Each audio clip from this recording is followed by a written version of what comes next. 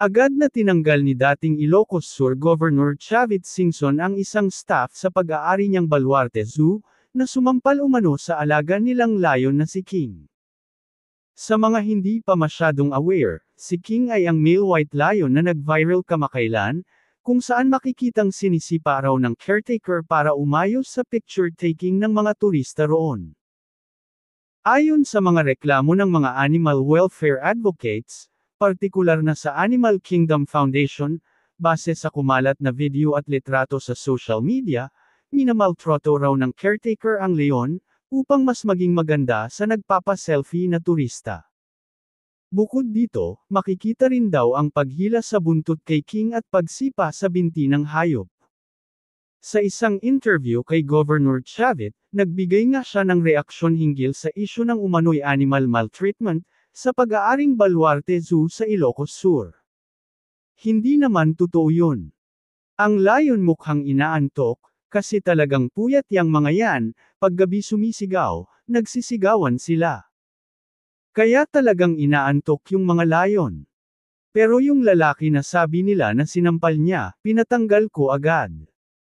Hindi lang isa yung mortal sin sa Baluarte, sa akin yan kapag may nagmaltrato ng hayop. Pero ang sabi niya, laro lang naman niya yun. Hindi naman niya sinaktan, pahayag pa ni Manong Chavit. Pero kumusta naman yung iba pa nilang alagang hayop doon? Ani Chavit, mabuti naman lahat sila. Awa ng Diyos, wala pang kinakain na tao, ang nakakatawang biro ng dating politiko. Nauna rito, ni-repost din ng aktres na si Nadine Lustre sa kanyang Instagram story, ang post tungkol kay King. Aniya sa caption, "You probably don't know this, but most of the time, big animals in zoos are drugged or physically threatened, so they stay calm enough so people can take photos with them." Say pa ng premyadong aktres, mas magiging masaya ang mga hayop kung nasa labas at hindi nakakulong at ginagawang entertainment.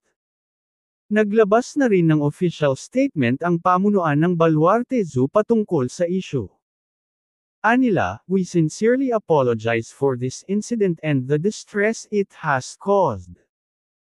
Please know that we are committed to making the necessary changes, to ensure that our zoo remains a place where animals are treated with the utmost care and respect. We are aware of the recent videos circulating online, that show unacceptable mistreatment of one of our lions at Baluarte Zoo. We want to assure the public that we take this matter very seriously," mababasa sa updated at bagong opisyal na pahayag nila nitong Linggo, ika-18 ng Agosto.